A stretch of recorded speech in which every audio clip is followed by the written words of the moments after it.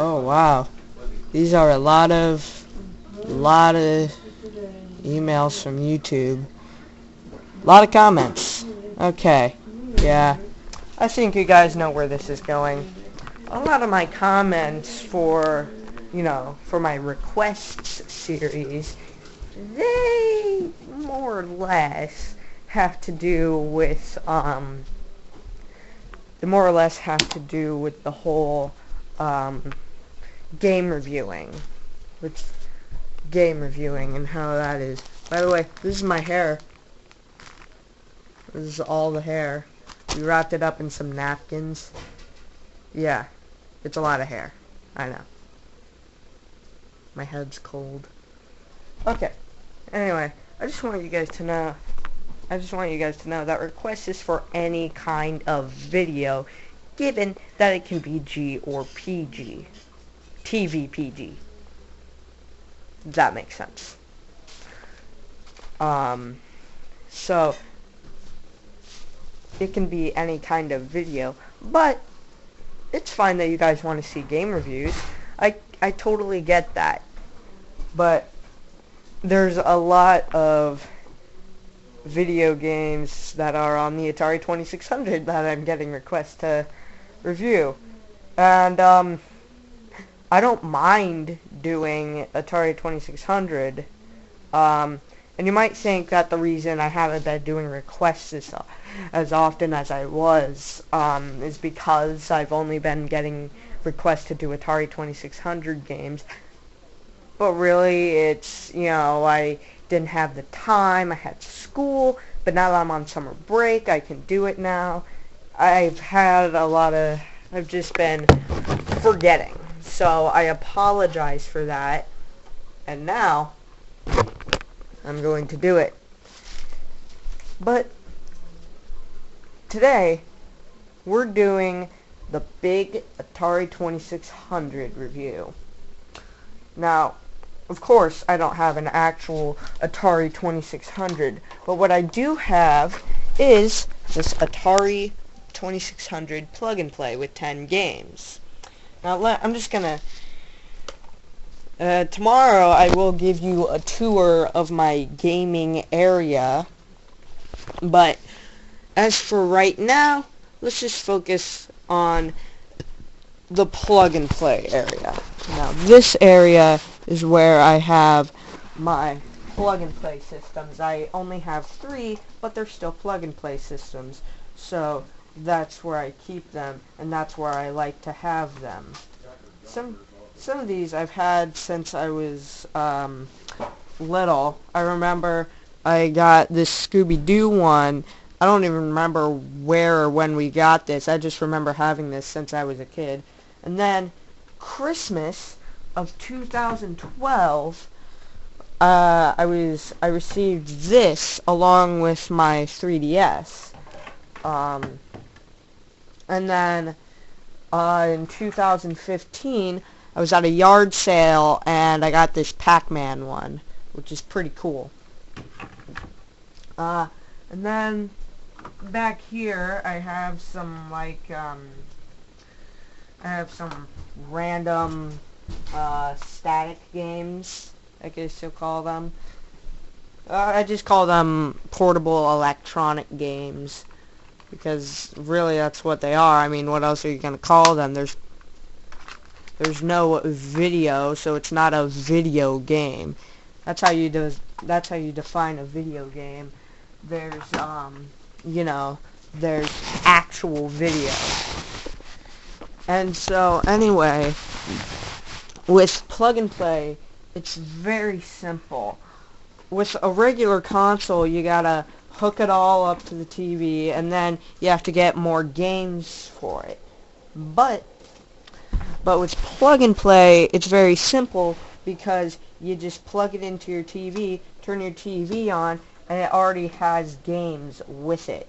So I really like that aspect of plug and play. It's simple, it's convenient, it's sweet, bing bam boom, easy Christmas present or birthday present for your kids who happen to like video games. And there are a lot of these plug-and-play games. So, you know, you can probably find them at, like, the mall or something. And so, this time, I'm not going to do joking. This is simply just Atari, okay. This is simply just Atari 2600 games. It's a simple review for some simple games. So, and some of these are going to be re-reviews. But okay. Let's start with Adventure.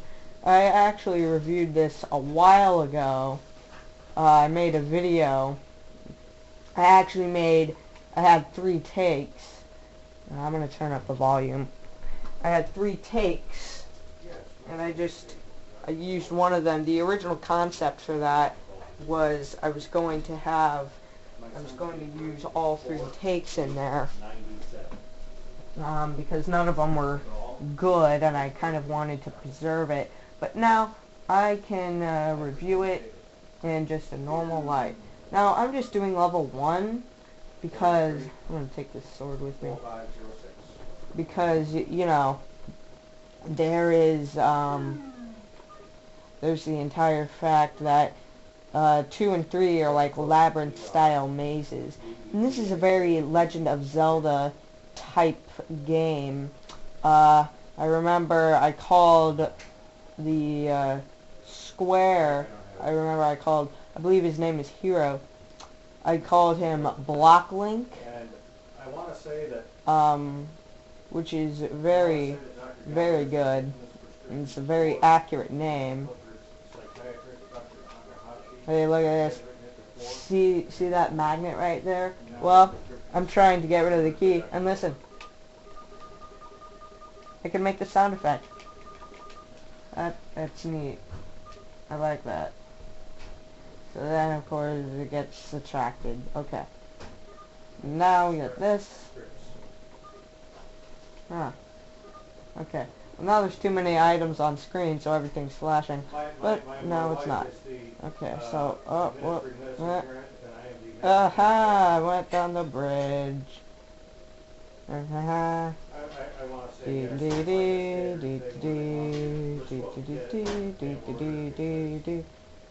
Yeah, you sometimes get bored with these Atari 2600 games. I can probably beat this in less than 5 minutes, you know, level 1, because I know what I'm doing. And of course there's this seizure-inducing ending. I don't know if it's actually seizure-inducing, but, you know, it probably gave people the reason to put seizure warnings on all video games. And that is going on for way too long. Okay, so now we're just going to move down the list with Asteroids. And I'll see you guys in the next take because my camera is almost... Okay, we're back.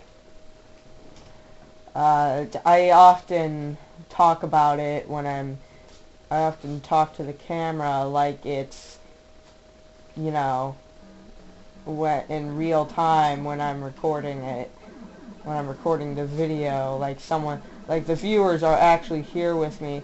This is why some of my stop motion videos are really short, but I feel like they're longer because they take so long to make, because it's stop motion. Now, with Asteroids, very, very simple.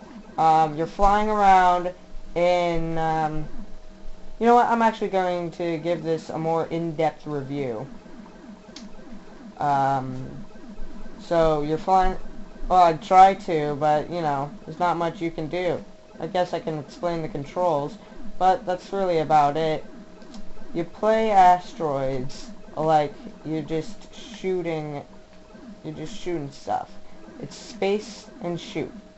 You're in space and you're shooting stuff. That's it. You get some lives, you're in a spaceship, you're flying around on one screen, and you're shooting different colored asteroids. That's it.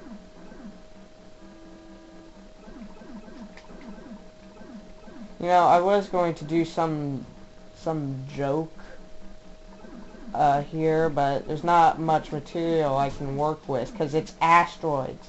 What else is there? Just shoot the asteroids. That's it. That's all there is. That's all there ever will be. Because it's Asteroids. Okay, next game.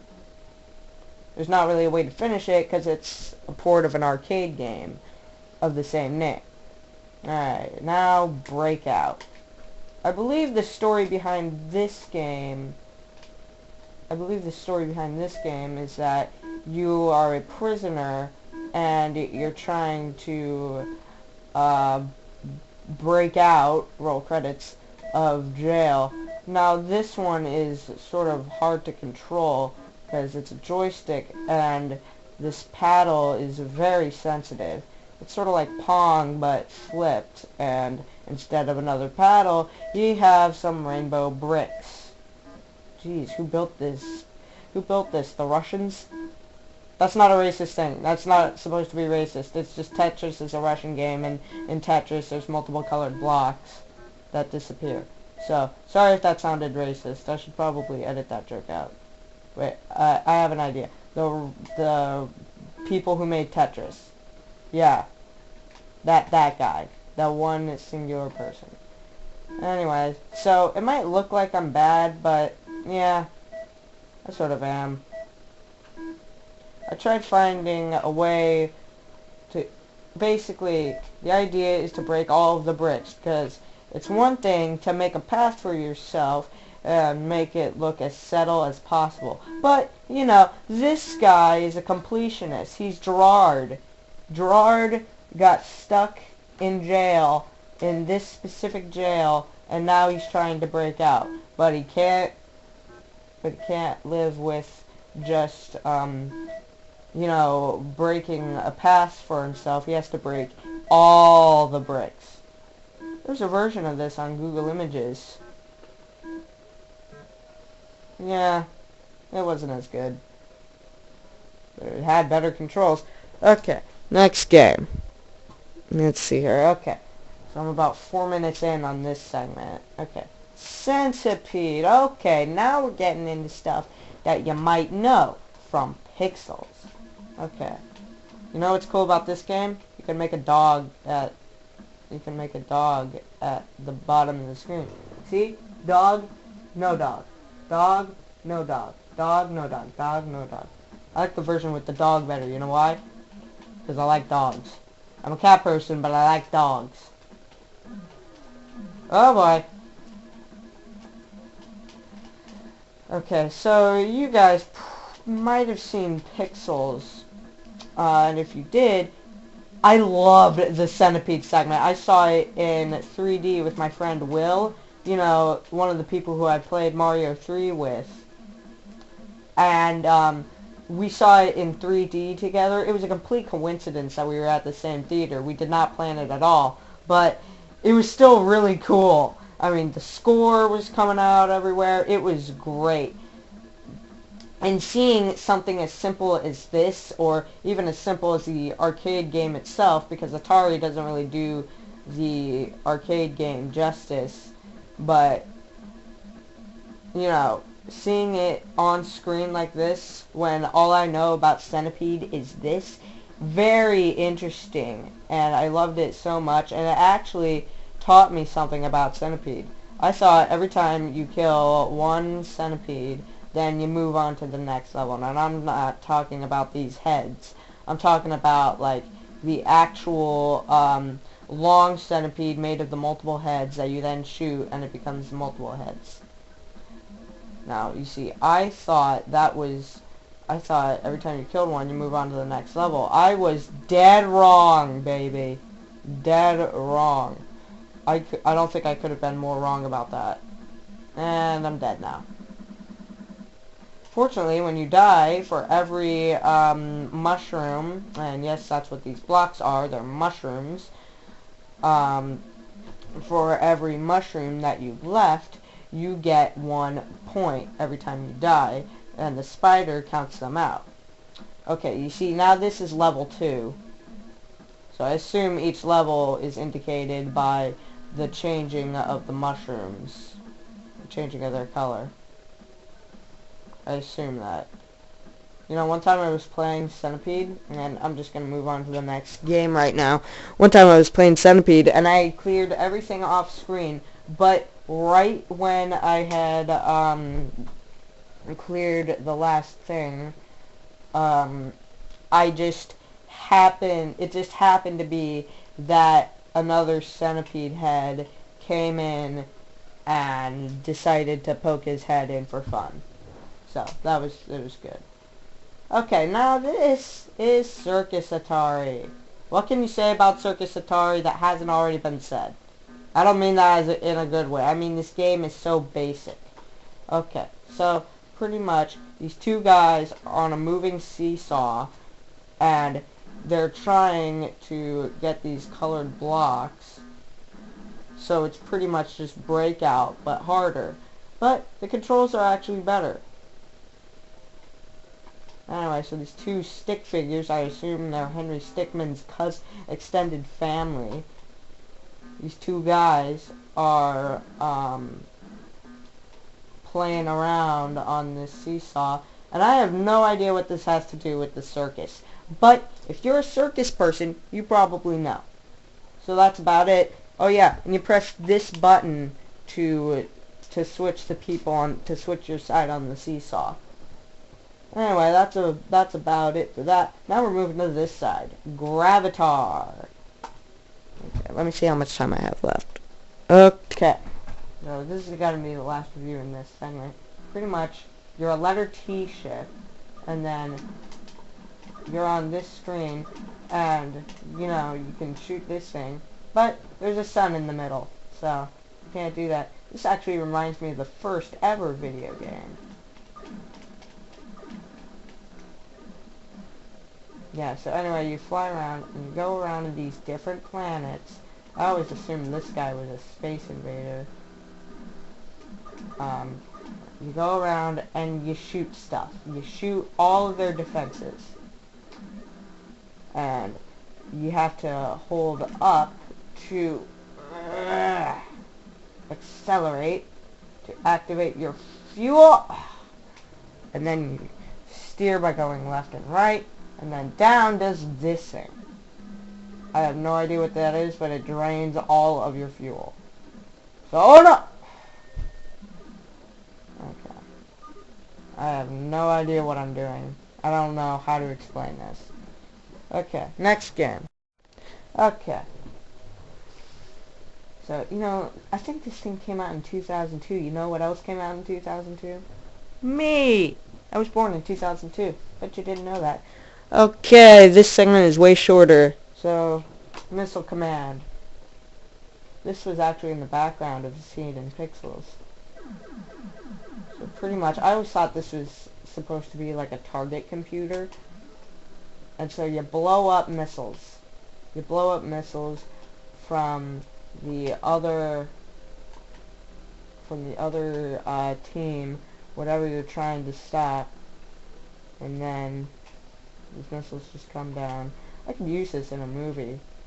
If I made a movie, I would definitely use this. And it was supposed to be like some sort of war movie.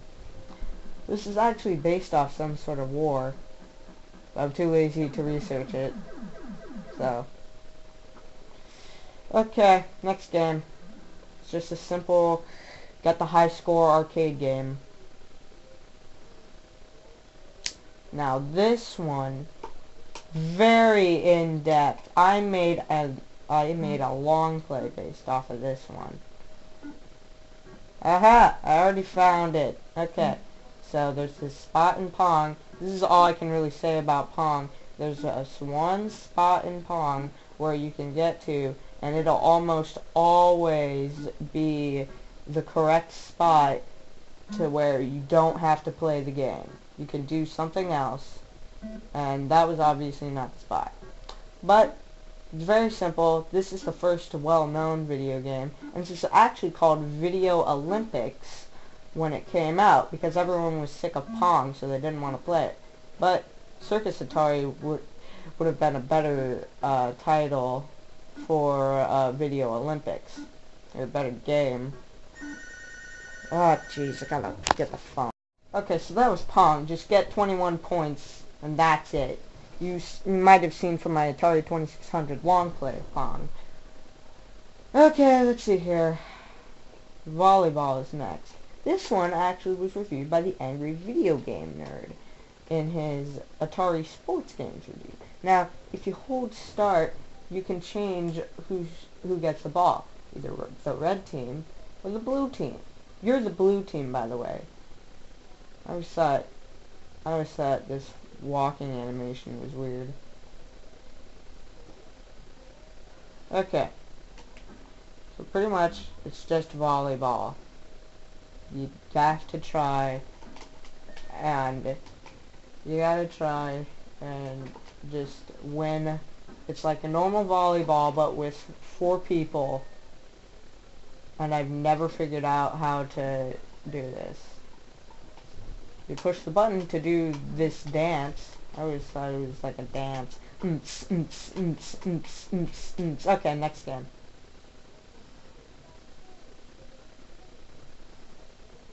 Alright, Yars Revenge. I've saved the best, or you might see it as worst for last.